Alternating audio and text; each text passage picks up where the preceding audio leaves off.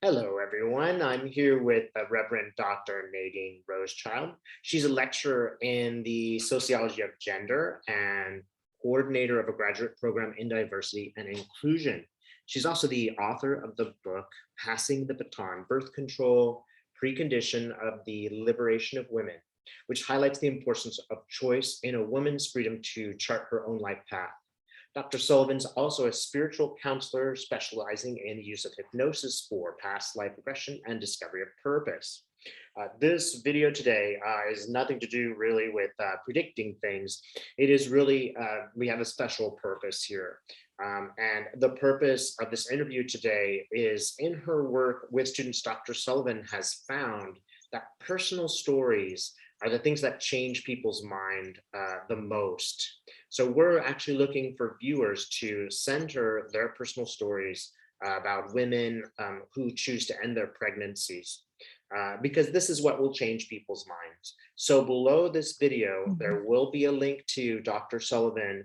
It will be totally confidential. If you would like, please send that story. Your story will be used really to change people's minds and hopefully change the direction Roe v. Wade is under attack. We found that some people are a lot more sympathetic when they hear stories from women. So welcome, Dr. Yeah. Sullivan. Hi, Dave. Go ahead, sorry. Well, and one of the things is I'm one of 13 children born in 14 and a half years time. Wow. And so I lived the experience of the lack of birth control really limiting my mother's choices in life. Yeah, maybe we'll just go ahead and talk more about that. How did that limit her choices? Well, so she was an artist and she had to give up her art. She parented underage children for 37 years before her youngest graduated high school. Just, there was nothing else she could do. She washed she washed 12 loads of laundry a day and cooked in pots big enough for an army. And every night's dinner dishes looked like somebody else's Christmas, or holiday. And so it was just overwhelming. Meanwhile, my father was under the pressure of feeding 14, so my twin predeceased me, but 12 of her 13 children lived to adulthood. And my father then was, feeding 14 mouths, right? My parents and their 12 children. And so the pressure on him as well to earn enough money to feed that many people and put them through school and all the things that we needed. It's absolutely overwhelming, for so couples. A cost for everybody, not just your mom, but the entire family. Yeah. Yeah. And also then as children, how can you actually attend to that many individual humans and their emotional needs? So I give my parents total credit for being very educationally oriented. And my mom was really good at making us do our homework. They didn't let us watch television, so they forced us to read. On the other hand, if it wasn't broken and you weren't bleeding, there was no room on her lap. There was no room in her arms. She was always pregnant with a nursing newborn and a 1-year-old, a 2-year-old, a 3-year-old. There was just no, so I didn't have a decent conversation with my mother till I was 14 or 15 years old. Wow. Just too busy, Wow. So yeah, because I was at the top of the heap. But it is like being born in a litter, and so it's not the kind of parenting you get from someone who's had 1 or 2 children or 3 or 4. It's just not possible. Yeah, my parents had 4. I thought they were busy. Yeah. Nothing in comparison. Right. Wow. Yeah. Right. Well, I think it's an important thing to note is, what kind of women are anti-choice? So I have been on both sides of this line in my lifespan. As a teenage girl, I was very pro-choice. There was like the terror of getting pregnant as an unwed mother in our teenage years. And I and all of my friends in Catholic school had these conversations about what we would do. And I'm old enough, we were actually pre-Roe versus Wade. And, so we talked about coat hangers and falling down stairs and lovely, things like that. And then in the window of time in which I was a married woman, I was anti-choice.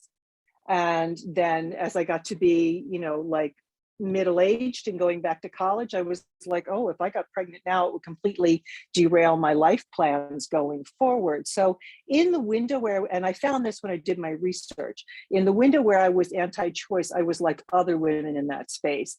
Women who are opposed to choice tend to be married, tend to be able to consider feeding, getting one more child in there without the whole thing crashing and burning. So they're in a space often where there's a husband working, and they can, if they add one more, they'll be stretched, but they'll make it. And they also tend to be very, very religious, which I was in that window of time. Well, so, yeah. Maybe we could talk, what changed your mind? Was there a specific event?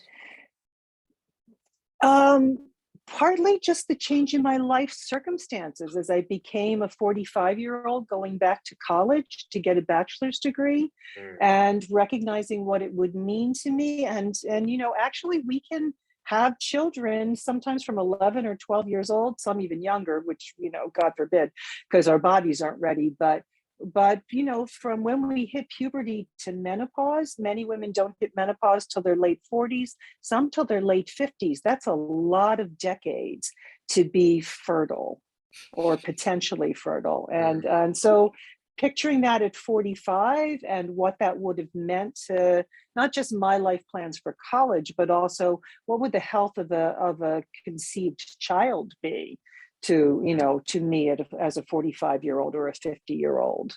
And so that was part of the thing. And the other thing was I had a professor who brought up the sociological data on actually the fact that in every circumstance and situation, approximately the same proportion of women choose abortion as whether it's legal or illegal. So when we sit there and we play with the stats and we look at what we know about any given time period in history, women choose abortion for the same reasons. Your birth control fails, you're a teenager, there's incest or there's rape. And what people don't know about rape is that even if it's a stranger rapist who is convicted, that he has paternal rights.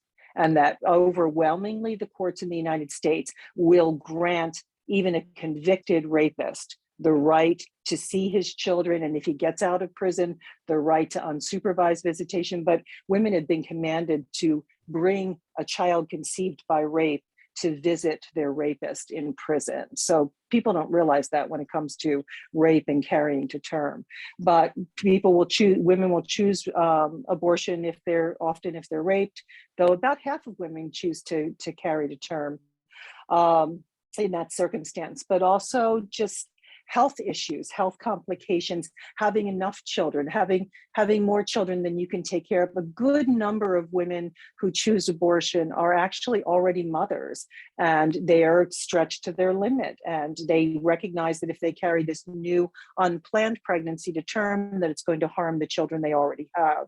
And there won't be the resources that they need for the kids they already have. So there's a range of reasons. It's also a really big cost on the human body, on just all of the things, the vitamins and the minerals it depletes and the swelling and there's just 9 months of gestation is, like the heating pad I had to wear for 3 months each time I was pregnant, the last 3 months, or just all of the things it does to the body. It's not, people will blithely say, well, if you get pregnant in an unplanned manner, just, carry to term and give it up for adoption. But actually there's over 400,000, close to 500,000 children in foster care in the United States. And they're not being adopted, right? And also if I carry a child to term, I bond at some level with that. And it's not like giving away a kitten or a puppy and, hoping they got a good home. You will spend the rest of your life wondering if the child is well, what's happening with that child. Are they being loved? Are they being cared for? Are they being harmed? And you'll never know. And so people say that, but it's not an easy thing to do. And so there are a lot of reasons that people choose abortion. It's also really important to recognize that Roe versus Wade only ever made abortion on demand available in the first 3 months. So Roe v. Wade broke it into 3 trimesters. And the first 3 months, the middle, and the latter. Then the first 3 months, it was on demand. As a person with a uterus, you could simply choose to have an abortion, and can until it's struck down. In the middle 3 months, there has to be a health complication for the person with the uterus, or for the developing embryo becoming a fetus, right? Because it's an embryo in the first trimester. It's becoming a fetus by the second trimester. But if there's a health complication, a woman and her doctor can make that choice. In the third trimester, if the life of the mother, if it's necessary for the pregnancy to stop for the life of the mother, they'll deliver the child and put it in NICU. There's almost no third trimester abortions. The only third trimester abortions are out of pocket if there's something catastrophically wrong with the fetus. And the people have that kind of economic ability to do it. But there's very few places in the United States that offer late-term abortion. So that's a lie when the anti-choice movement talks about late-term abortions. It's just not true. It's just a propaganda tool, right? It really is. My daughter had she was carrying a set of twins, and well, they're now 13 years old, and she had a catastrophic health problem. She developed preeclampsia. Her blood pressures were crazy, 200 something over 100 something, and she swelled up. And they put her in the hospital, and they're like, the doctor walked in and said, I have reviewed the global literature in the field, and it's never been found to be of advantage to keep a woman in your condition pregnant 1 minute longer. That's how bad she was. And then he said, furthermore, it's never been tried with multiples, and they knew she was carrying twins. They had those babies out within a few hours. He was just like, we're putting you in an ambulance, sending you to the hospital with the good NICU, and we're delivering these children. So they were born 11 weeks premature, delivered at 2 pounds, 9 ounces and 3 pounds, 2 ounces, 11 weeks early, right? And Jay just lifted them out and put them in NICU, and it was scary, but because it's intensive care. But they spent 6 weeks in neonatal intensive care and came home on monitors, and the whole thing. And but that's what they do when the life of the mother is at risk. She was actually in the hospital for about a week before they did the C-section, because they wanted to get the baby's lungs ready. So they were like playing a timing game, giving her heparin for surgery and them steroids for their lung development. And then after they were delivered, she was still in the hospital the better part of another week before she was well enough to be released and us to go back and visit them routinely, So, but that's what happens in the third trimester. So yeah, it's propaganda. They don't kill healthy fetuses. Right. Period, because there's a window of fetal viability. If a fetus is 24, 25 weeks gestation, they're going to deliver that child and give it its best chance at life. Period. That's very interesting. Yeah, we always have this very simple stereotype presented to us, as if all people were choosing abortions for the same reasons, as if these are merely irresponsible people. I know many people who were not at all that stereotype. None of them fit that stereotype as well. Right. So now, actually, a third of women in the United States have had an abortion. Wow. Literally 1/3. In any age bracket, my age, younger, older. Yeah, and it seems an incredible fallacy to consider that 1/3 of women are these irresponsible and immoral people. Every single one of them's got a different story about why they needed to do that, right? So, and my book's full of stories, right? My book's full of the stories of the young girl in Brazil who got pregnant as a teenager in high school and had to go through all sorts of changes to raise the money to be able to get her back alley abortion, and how close she came to dying, and then other women who were able to access a safe and legal abortion with proper anesthesia and anesthetics. And, and it was like, really they were well treated, and the staff was loving and kind, and how important it was, and how they were then able to go on and have other children when they were ready for them. So there's a whole range of stories for women and girls. I mean, some people are 12-year-old girls, and some people are 50-year-old women. Wow. So, now, I did not yet mention your book. Could you say the name of the title of it? So it's Passing the Baton. Should I hold up a copy? Sure, if you can. It is Passing the Baton, Birth Control, Precondition of the Liberation of Women. And really the thesis is that if, as a person with a uterus, if I don't have the right to make my own choices about whether to have children, pregnancy happens unplanned all the time. And it's, it's completely unfair to say to single women and married women, don't have sex, right? That's just like not real. But pregnancy happens, a lot of unplanned pregnancies happen in marriage, but in that space, if I have the autonomy to decide in those first, it's only 12 weeks, right? To decide in that window, can I do this? Should I do this? Can I provide a child? It's an 18-year commitment. It's a 9 months of hard on the body, and labor and delivery is no fun. Did it 3 times. But also, also after that, it's like, it's an 18-year commitment. My oldest is 41 or 40. She'll get mad at me. She's 40. No, she's 41. And my youngest is 33. And they still hit me up for money and babysitting. And, I'm never alone because they are in my life, and that's wonderful and lovely. And also ongoing, it's an ongoing commitment. It's a commitment that is really lifelong, but it's certainly 18 years. And the state doesn't want our kids, they do. So this whole trying to force people to carry every unwanted pregnancy to term is going to actually, I was listening to a really disturbing report. The state of Texas, the same night that it signed into law the bill that is allowing individuals to sue in civil court to get a $10,000 bounty if they're pursuing someone who had an abortion at the 6-week mark. That same night, they also signed a law, Governor Abbott also signed into law something that that privatized foster care in the state of Texas and is turning foster care over to the kind of corporations, to the corporations that run prisons. And so, there's like, what's up with that? Do we really want more unwanted children who are being raised in foster care without children need people ready for them, ready to love them and be there for whatever that child is bringing into this world. They need to be nurtured. And so they need one or more adults who are ready and stable and able to provide for them mentally, emotionally, physically, financially, educationally, the whole range of things, so that we raise good citizens, and that's a really, really important factor that we're not thinking of when we force people to have to carry to term.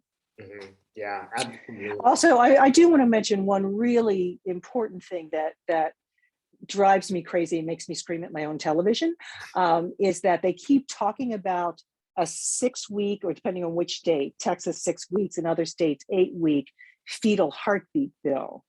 And I just have to say that when they say a woman is 6 weeks pregnant, she's not.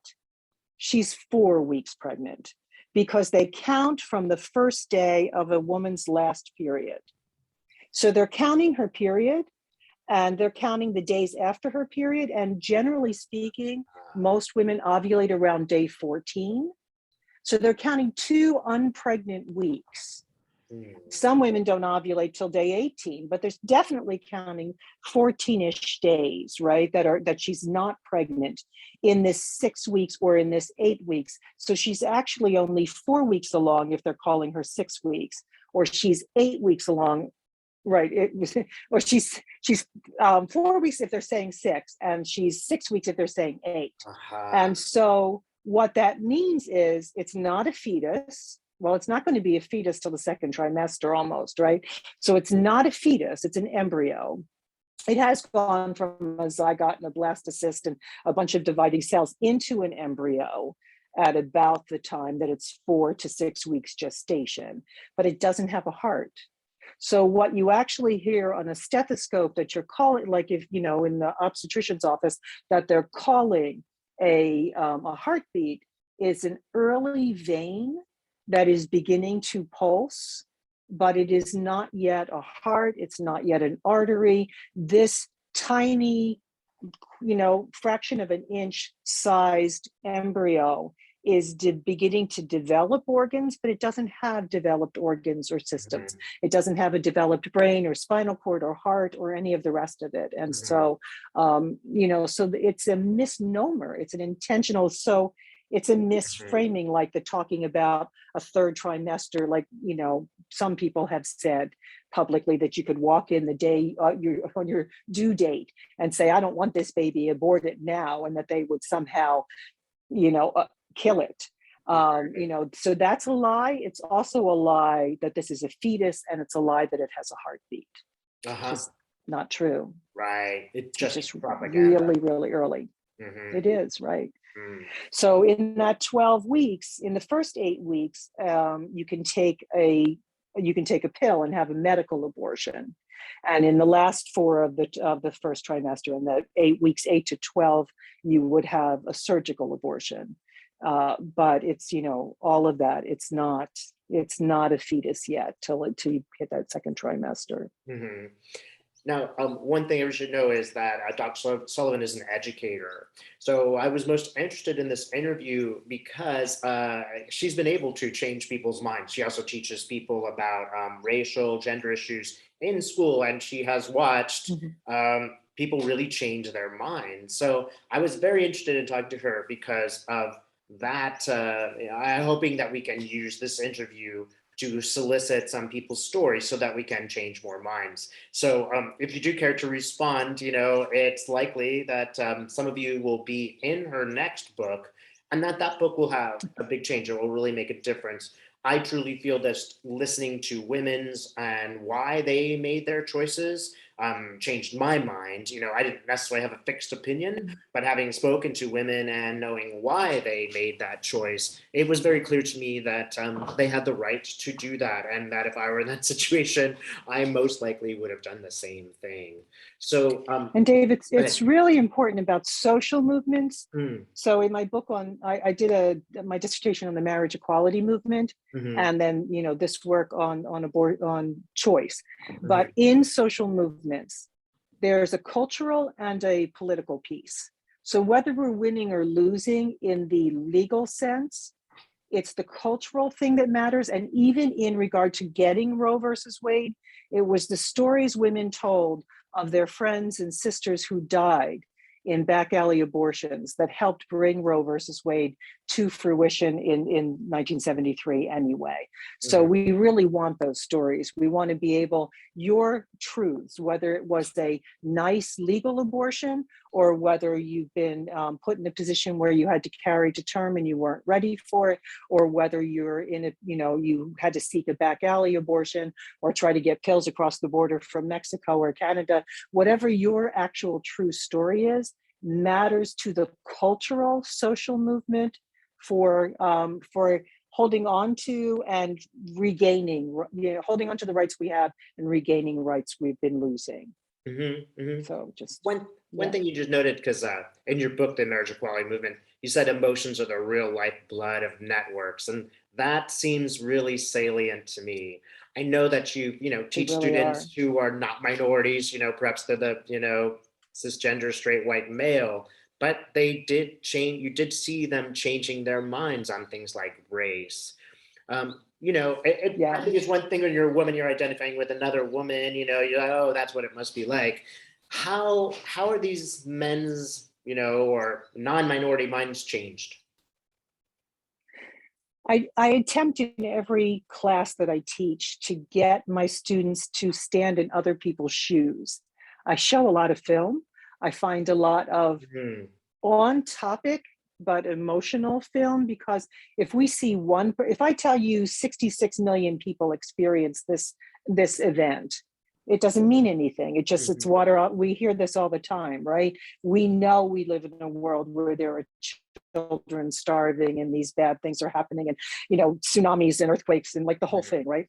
But if I can show a film in a class or bring a story forward in a book where one individual has experienced this, students by and large are like, oh my God, and they get it, right? And so it's true. I mean, cisgendered, straight white males, have life stories and have experienced pain. There's no human being that Mm, gets through this world without pain. And so I refuse to allow my students to like play the oppression Olympics. I don't, I've got two white grandsons. I don't actually know if they're straight yet or not. They're a little early to be judging that. We're not sure about one, but whatever it is that they turn out to identify as and tell us that they are as they get older, they know what it is to be made fun of in school, to be bullied by someone. That we all have this experience, and so while I have never experienced racial discrimination, I certainly have experienced gender discrimination, and I've experienced sexual orientation discrimination because I'm an out lesbian. And so I've experienced those things, and I can extrapolate from my lived experience to hear someone else's story and go, well, that sounds like it really sucks, and like I can take and I can go, yeah, I would feel this way if I were in those shoes to the best of my knowledge, and therefore I can embrace you, hear you, and try not to perpetrate against you, whatever category you're in, right? And I believe the same is true.